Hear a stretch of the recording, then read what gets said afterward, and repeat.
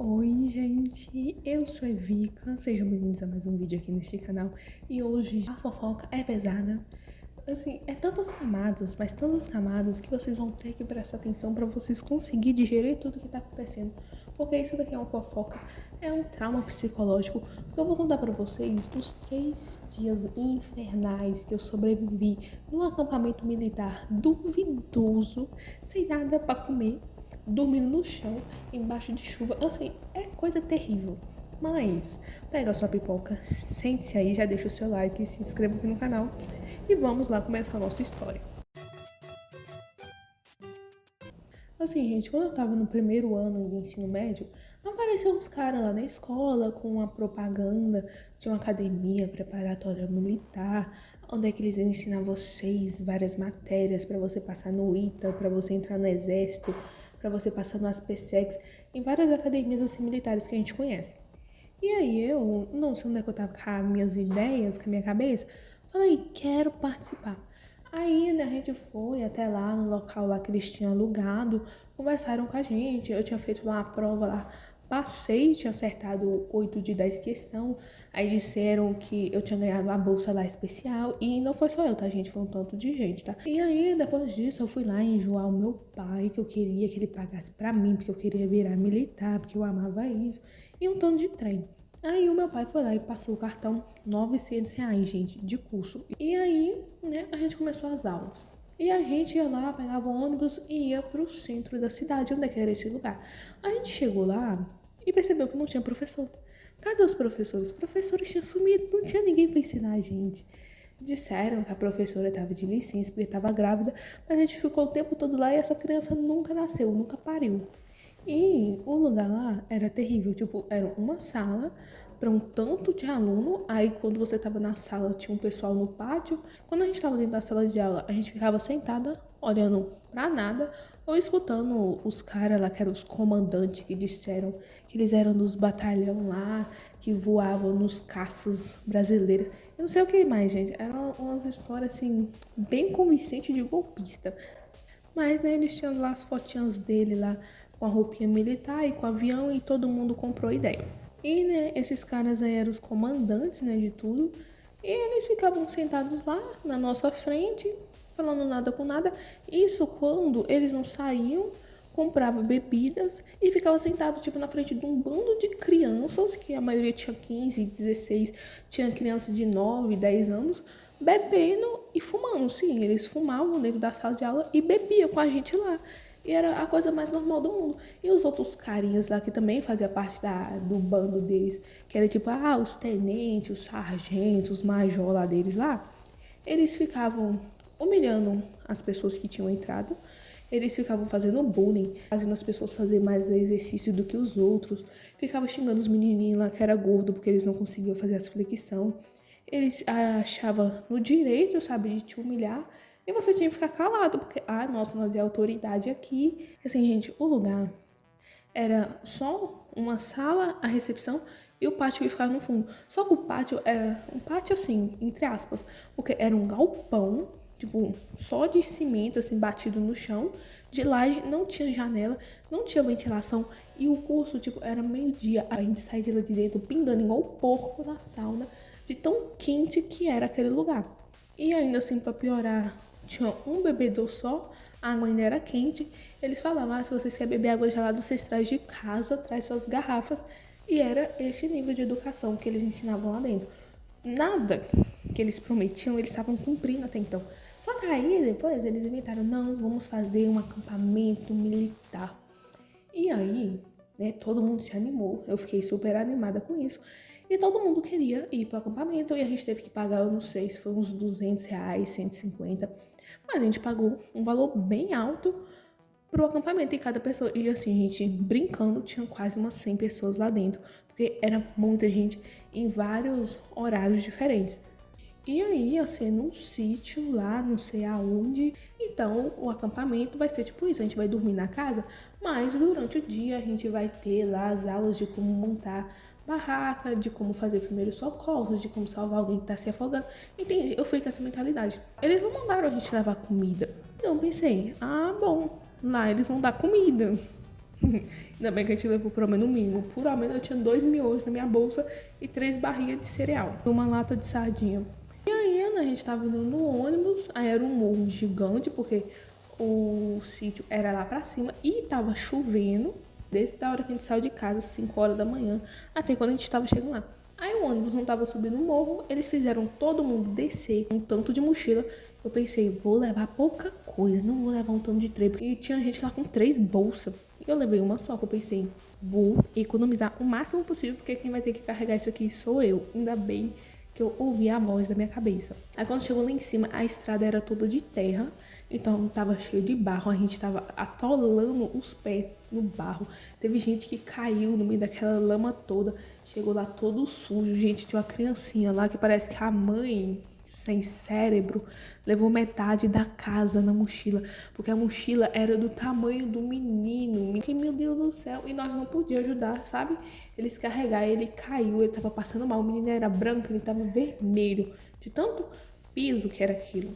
Aí, quando a gente chegou, né, na porta, assim, do sítio que a gente ia ficar, eles simplesmente abriram a lona no chão, fizeram a gente esvaziar todas as nossas mochilas para eles verem tudo o que a gente estava levando lá dentro e saiu recolhendo um tanto de coisa. Nossos telefones eles pegavam você assim 10 minutos à noite antes de você dormir e olhe lá. Se você tinha um mau comportamento, eles te falaram. Se você não podia pegar no seu telefone para comunicar com sua família, nada. Pegaram um tanto de remédio. Eu tava levando muitos remédios, porque tinha alergia de muita coisa. Então, o que eu mais tinha era antialérgico e remédio para dor de cabeça, porque eu também tenho muita dor de cabeça. E pegaram meus remédios tudo. Então, eu fiquei, meu Deus do céu, se eu dar uma crise alérgica aqui, o que vai acontecer? Meu remédio tá com eles. E aí, né, a gente entrou pra dentro do sítio. E eles foram separando as pessoas. Só que assim, eles separaram todo mundo pelo nível de favoritismo que eles tinham. Tinha as meninas, assim, que eles julgavam as mais bonitas, colocaram elas pro trabalho menos pesado, para ficar na salinha de enfermagem, onde eles pegaram todos os nossos remédios e colocou lá dentro para servir de enfermagem pro restante do pessoal. O povo sabe alguma coisa de enfermagem? Ninguém sabia nada de enfermagem.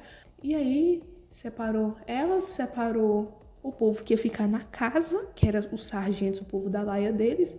E o resto, o que o resto tinha que fazer? Tinha que pegar a lona, porque eles pediram a gente para levar a lona. Ainda bem que a gente levou. E tava chovendo. Fizeram que eles armaram simplesmente uma barraca, que era o chão. Abriram um tanto de lona no chão. Uma lona na parede, assim, para separar o lado dos homens e das mulheres. E um teto. E foi só isso, gente. Pra gente dormir por 3 dias. E, cara, foi uma experiência terrível, porque a gente pisava na terra no lado de fora e a gente tinha que dormir lá dentro. E tava cheio de terra, cheio de grama, o pessoal com o coturno todo sujo. E aí a gente ia deixando lá de fora, não tinha como, porque tava chovendo. E a gente tinha que dormir todo mundo junto, amontoado, por causa que não tinha lugar pra gente dormir. Tipo, ficou umas 20 meninas repartindo uma lona. Eu sei que lá no exército, lá quando você passa, eles têm esses negócios assim de acampamento, vai pro meio do mato e não sei mais o que, até porque eu nunca fui pra lá. Mas assim, gente, é uma coisa onde um bando de criança está indo fazer. Ninguém tem experiência de nada. E como que você sai fazendo, sabe? O amontoeiro de coisa ruim que eles fizeram, gente. O trauma psicológico foi terrível.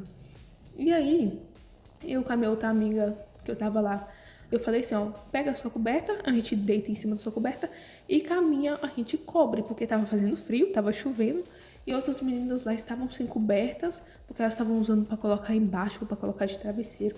Aí a gente foi juntando, eu provavelmente com o meu espírito de comandante lá de todo mundo, eu fui conversando com elas, eu falando, gente, vamos nos juntar aqui pra gente não passar frio, vai dividindo cobertas, e assim a gente foi fazendo, e a gente conseguiu provavelmente dormir. E aí, nesse trem de dormir, eles escolhiam as pessoas que ficam fazendo vigília, né? Ia ficar à noite, de madrugada, acordado, vigiando os outros, em que não tinha... Assim, gente, não tinha um mínimo de necessidade de pegar as crianças pra fazer isso. E eles acordavam a gente soltando rojão, tipo 5 horas da manhã, e a gente tinha que correr. Gente, foi uma experiência muito terrível, porque eu acordei com os barulhos do rojão, achei que o mundo tava acabando, que eu tava indo morrer. E aí, a gente tinha que correr pra fila pra poder fazer a corrida matinal A gente teve que correr no meio daquele barro todo, daquela lama, pra voltar, pra fazer um tanto de agachamento, um tanto de flexão de braço, um tanto de abdominal. E os carinhas, que eram os instrutores, que eram os caras mais pesados, gente, o nível de opressão que era aquele lugar não era brincadeira, era terrível. Eles achavam no direito de te humilhar e de te xingar na frente de todo mundo e você tinha que ficar calado. Aí chegou na hora do almoço. Cadê a comida? Não tinha comida, gente. Eles simplesmente pegaram o nosso dinheiro e não levaram comida pro tanto de gente que tinha lá. Aí tava um tanto de criancinha lá, abrindo lata de feijoada, abrindo aquelas latas de salsicha enlatada, sabe? E fazendo um miojo pra comer. E assim, eles pegaram a latinha, tacou fogo lá dentro, falou, toma que a latinha pra vocês, vocês vão fazer suas próprias comidas. E foi isso. E a gente lá, né, fazendo a nossa própria comida. E aí você olha pro lado, eles estavam assando carne. Sim, gente. Eles estavam comendo carne assada, que com certeza não foi pago com o dinheiro deles. E lá comendo normalmente. E aquele tanto de criança do outro lado assim, olhando, porque, gente, entre você comer uma salsicha enlatada e você comer carne assada, né? Quem é que não vai escolher a carne ao invés da salsicha? E eles comiam e davam só pros caras que eram da laia deles e pra essa menina que eles achavam ela a mais bonita assim de todas. E os caras, que eram os mais velhos lá, né, os comandantes, ficavam com a puxação de saco pro lado dela, porque, nossa, você é dançarina, você dança tão bem, nossa, você faz tudo muito bem. Era uma puxação de saco e os caras ainda eram casados e as esposas deles estavam grávidas. Enquanto as outras crianças que se lascavam fazendo a comida deles, se queimasse, o problema deles. E aí, gente, essa foi a primeira vez que eu tive uma queda de hipoglicemia da minha vida, que foi simplesmente terrível. Eu desmaiei lá, porque eu nunca tinha ficado sem comer por esse tanto de tempo. E para chegar no outro dia, para você comer um miojo, e eu simplesmente desmaiei. Aí me levaram lá pra enfermaria. Tinha um outro menino que tava lá, porque eles tinham deixado ele tomando chuva, né, na noite que a gente tinha ido. O cachorro tava bem pior. E ainda fizeram eles entrar na piscina. Ô, gente, essa parte da piscina, eles apareciam de madrugada lá no acampamento, pegava as suas coisas, jogavam dentro da piscina e mandavam você entrar lá dentro pra pegar. Eles fizeram isso com o sapato de um tanto de gente. Isso foi os carinhas que eram os sargentos lá, que ficava de marcação com a cara de alguns e pegava e jogava as coisas lá dentro. Aí um desses meninos que tinha tomado chuva e ainda jogaram ele lá dentro da piscina, ele tava tendo crise de tanta febre que ele tava. Gente, o menino tava tremendo lá naquele lugar. E eles não ligavam pra mãe de ninguém pra avisar. Ninguém avisava nada. Era uma coisa insalubre, terrível. Aí, quando foi no último dia, eu me recusei a fazer tudo. Eu falei, não vou mesmo, eu já tava passando mal. E no outro dia, como eles viram que a gente já tava passando mal, que foi no terceiro dia, no último, eles fizeram um arroz duro, só Jesus na causa, e repartiu pra todo mundo. E foi isso, pra mandar a gente pra casa. E aí, não satisfeito com tudo isso, né? Eles pegaram as crianças lá e levaram pro meio do mato pra fazer uma fogueira. Eu tinha ido até numa parte pro meio desse mato que a gente teve lá que fazer uma maca, porque eu tava ensinando lá que o cara tinha quebrado a perna, a gente tinha que carregar o cara. Aí, nessa brincadeira toda aí, a gente foi fazer uma fogueira lá no meio do mato. Eu acabei queimando a minha mão, né? Até porque eu não sabia o que eu estava fazendo naquele bendito lugar.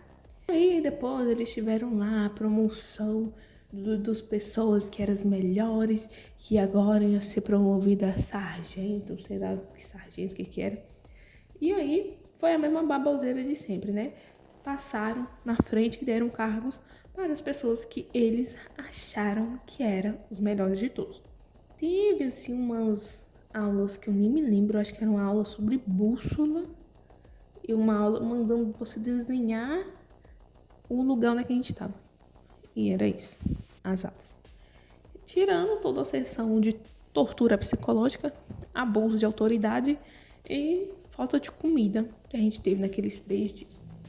E aí, eles pegaram a gente, botou todo mundo no ônibus e mandou simplesmente todo mundo pro centro, 8 horas da noite, todo mundo com o telefone ou estava descarregado ou não tinha acesso à internet. Eu não conseguia falar com os meus pais para eles irem me buscar, porque eu achei que eles iam deixar a gente na nossa casa, né? Até porque nada disso foi comunicado. Ninguém falou porcaria nenhuma para ninguém. E aí o bom que tinha um topiqueiro lá, né, que era o pai de uma das crianças que estavam lá. Ele conhecia meus pais, moravam aqui no bairro e ele trouxe eu e o restante do pessoal que não tinha como se comunicar para casa. E pronto. Depois dessa experiência traumática de me ter ficado lá uns 2, 3 meses, eu falei, simplesmente isso daqui não é coisa de gente sair reclamando com todo mundo, porque você não tinha comida, você não tinha educação, você não tinha qualidade de nada, e eles só pegavam seu dinheiro e não te ofereciam nada, mas nada em troca. Ai, gente, quando eu penso nisso, me dá uma dor física. E meu pai ainda ele me disse, você ainda vai me pagar esses R$ 1.000 desse curso? Não deu nem um ano deste evento, porque todo mundo percebeu que eu tô sendo feito de trouxa nessa espelunca de lugar. Eu não sei se os pais também denunciaram alguma coisa, e simplesmente fechou. E foi isso, gente. Foi os 3 dias que eu passei naquele inferno. Isso porque a gente ainda não foi pior. Imagina se isso fosse algum caso assim de tráfico humano, ou se acontecesse coisas piores lá dentro daquele lugar. Porque ninguém tinha telefone, ninguém foi comunicado sobre nada, ninguém tinha acesso ao nome completo dos caras responsáveis, do endereço deles, com o que eles trabalhavam. Todo mundo só acreditou no que eles falaram. Então, gente, não saia acreditando em qualquer coisa, não. Não se enfie em qualquer buraco, pelo amor de Deus. Tá bom? Que isso seja um alertinha pra vocês. E um ótimo desabafo para nós. Um beijo e até o próximo vídeo, gente. Tchauzinho.